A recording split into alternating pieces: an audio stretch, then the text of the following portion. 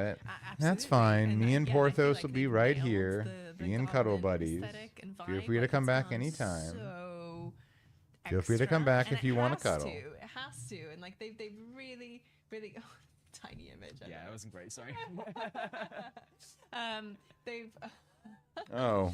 Tiny just opening teeny weeny. You just went around the outside. But yeah, it feels really good. And I'm not even a goblin person. I'm not like a goblin girl.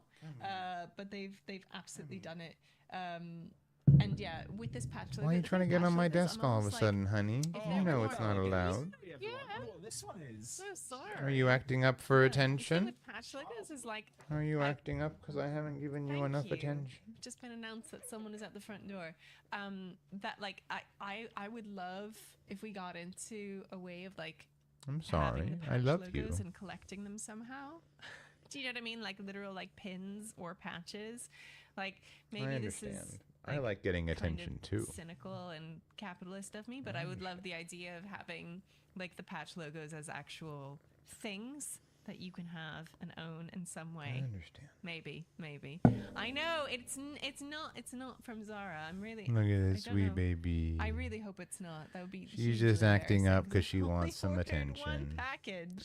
Whomst amongst but us? Yeah, looking at Undermine, seeing the raid as the same theme, made me really happy. Here. Because it Oh feels my like there's gonna be god. a lot of it, right? Like. Oh my god. There's a lot of Undermine. You to can just stay right experience, and you there, can have honey. that, whether you're just kind of That's just the hanging out in perfect zone, place for story you to questing be through if the you don't zone, want to be in my lap. or doing the raid, which looks Okay, cool. or you can get Cool down. fact. That's fine. It was an Amazon delivery. That's I don't wild. know. I got Oh. 3 Right, it's an Amazon box, Odins. but judging by the shape, Yeah, we'll just snap on looks like that. bin. That's Give just them an a bin. inherently Dude, really that's supposed to be strong her position. Monday. We'll just take that. Awesome. Okay. I mean, I'm not complaining. No, We'll just that's take good. that. It's a recycling bin. I'm just really sorry. Hey, that's your gym today, going up and down the stairs 3 times. Yeah, seriously, like, not even joking. That's insane. And we are, I What am think, doing? coming into Yeah. the final Okay, minutes we of the have just stream been now. riffing We're on probably the going to idea wrap of, like, things having up in the patch next logos 5 as minutes or actual so. Patches and things that you can have. Like I love that patch. You want to logos come are back cool on the now. stream, I Aramis? leave you alone My for little like nerd. 1 minute, Yeah. and you start talking about patch I'll say logos this being for patches that you can Porthos. stick on your clothes. Yeah, like new merch. I'll say this for Porthos. Him chewing my hand, not the most comfortable thing in the world, but it at least keeps him occupied with only one hand. As you could tell from little D'Artagnan, some of these sweet babies demand 2 hands to keep them entertained, and I need at least one to work the mouse. Basically. Like, and Ian can get a new T-shirt every time there's a new patch. And I think Yeah, that's sure. really cool.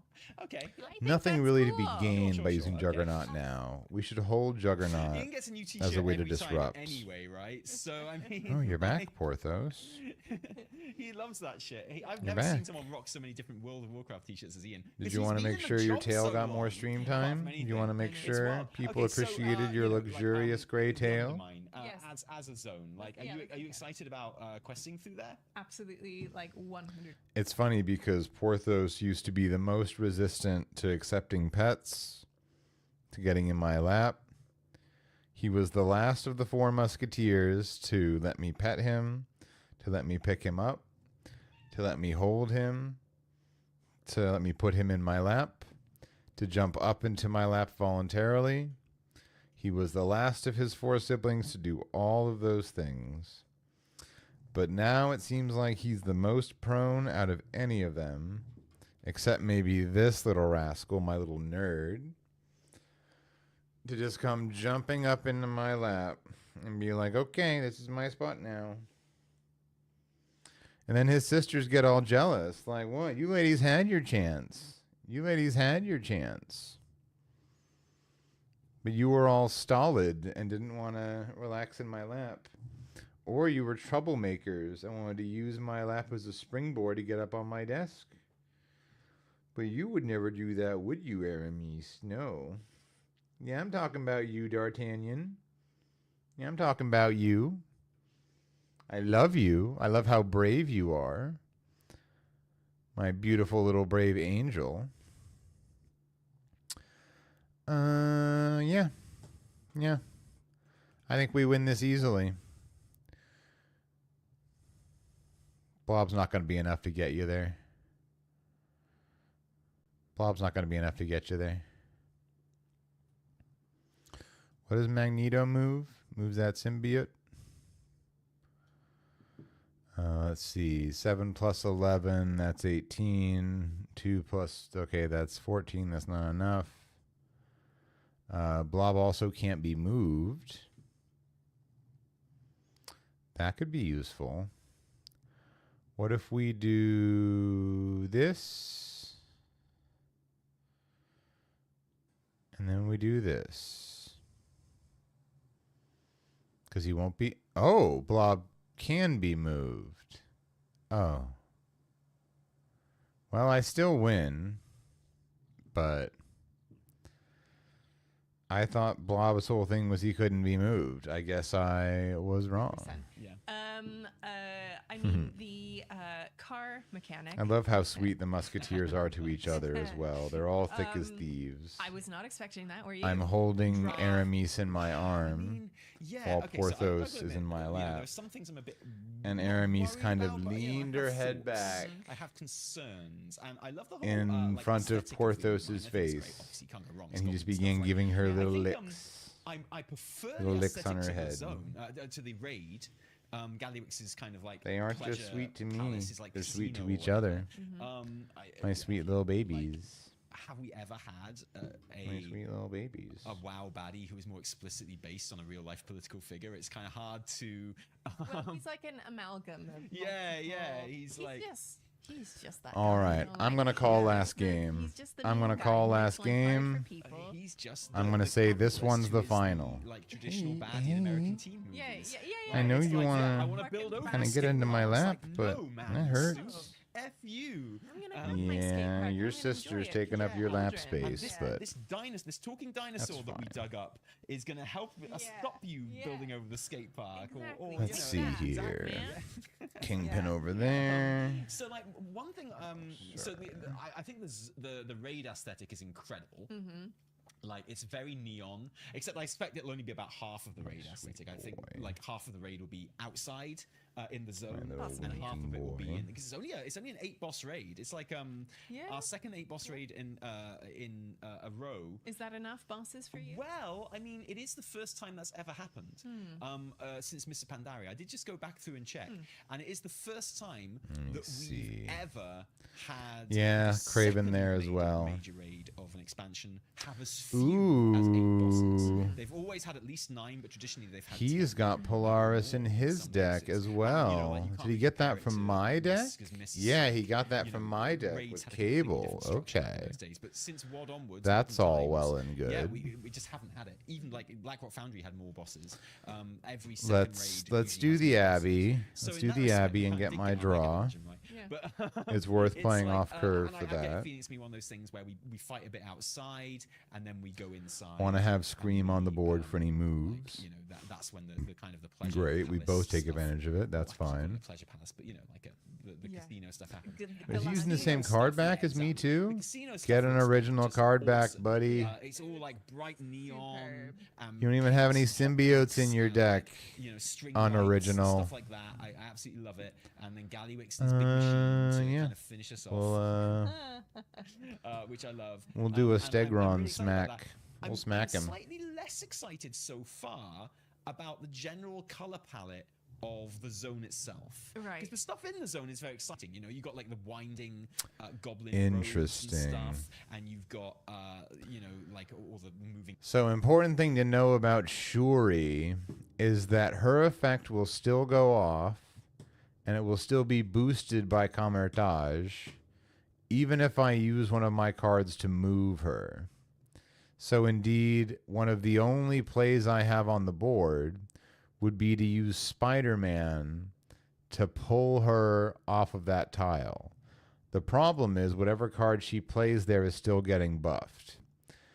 The reason why it's still worthwhile to do that, the reason why it's still worth it to pull her off, is there's a good chance, not a great chance, but a decent chance, that by the time she's done being moved, she'll jam up this lane right here.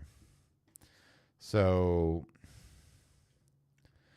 yeah, I think we play Spider-Man there, and then we play Spider-Man there, and then we snap. It's the last game of the night. We're going to snap. We're going to snap for all the marbles. Ooh, and he's going to counter snap. Let's go. Let's go. He said, I don't care if you're cuddling your cats. I don't care if it's 1:30 a.m. and you did a 16-hour stream yesterday and you're tired and want to go to bed. I'm going to snap as well. And I say, well, then by all means, let us both snap. And let this be the final. Let this be the final. And now I specifically did that because now when I play Cannonball, it will definitely bump the Abomination. The only question is, which lane will it bump it to? Because it's also going to bump Snowguard. Cannonball is going to totally clear out this lane, and I'm going to definitely win. The only question is, how will the odds of fate work in my favor? I could do Magneto instead, try and pull these guys over. That's actually a pretty appealing choice. But I could easily fall victim to him playing more on reveal cards in this lane. Yeah, you know what? Let's play Magneto. Let's play Mag-frickin-Neato. Because I'm going to definitely lose this lane no matter what. Ooh, double Omega Red. That's not good. Agent Coulson. Fuck yeah. Fuck yeah, dude. Another 8 cubes fleeced.